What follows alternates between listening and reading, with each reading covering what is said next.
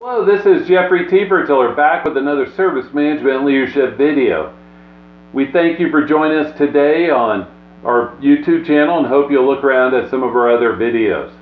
Today's topic is service validation and testing, and it usually occurs in the release and deployment process, but I wanted to talk about some of the challenges.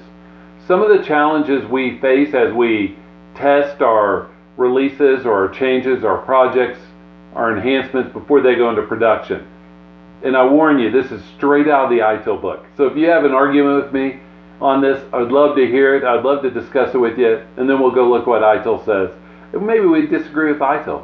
I will say, in preparing for this video, I saw several typos in the V3 2011 books. I was kind of surprised, to be honest. But, you know, those of us that are ITIL nerds, we don't like seeing typos in our beloved books, do we? So anyway, let's get started on the challenges to our service validation and testing. So one of the hardest things, if not the hardest, is developing standards to test.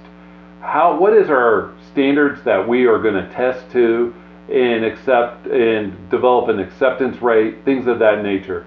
It's measures, methods across projects, across suppliers, across everything. How do we develop standards in our service validation and testing function? How do we do this so our release and deployment process does great? Second of all is scheduling. And this is the one, if you ever have QA professionals you work with and you just want to drive them bonkers, ask them this question.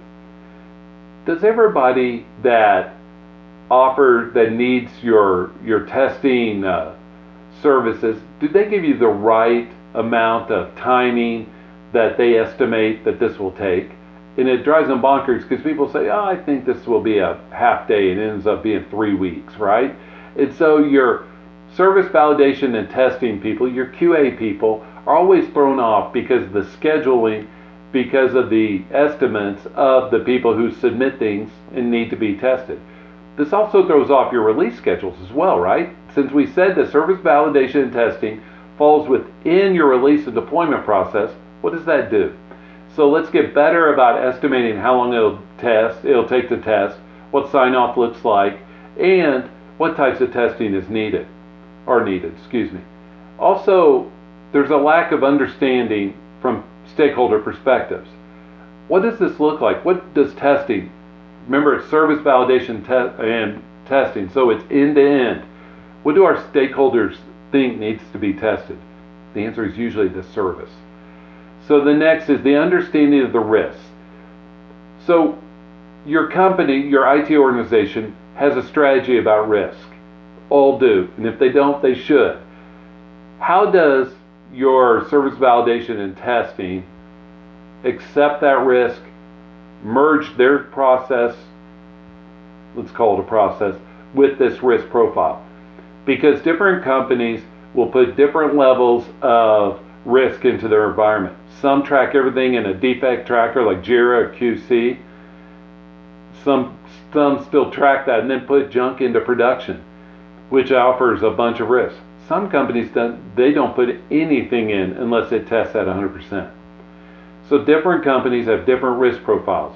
And the SVT professionals, service validation and testing, need to make sure they understand the corporate risk environment, the IT risk profile, and merge their strategy with that. There's also the measuring variations between services and projects. And then lastly, encourage a culture based upon this risk. Because SVT is risk mitigation, just like most of your service transition processes and functions. This is Jeffrey Tiefertiller. We thank you for joining us today on Service Management Leadership. Please like or share the video, subscribe to our channel, leave us a comment below. We'd love to hear from you. Have a great day. Bye.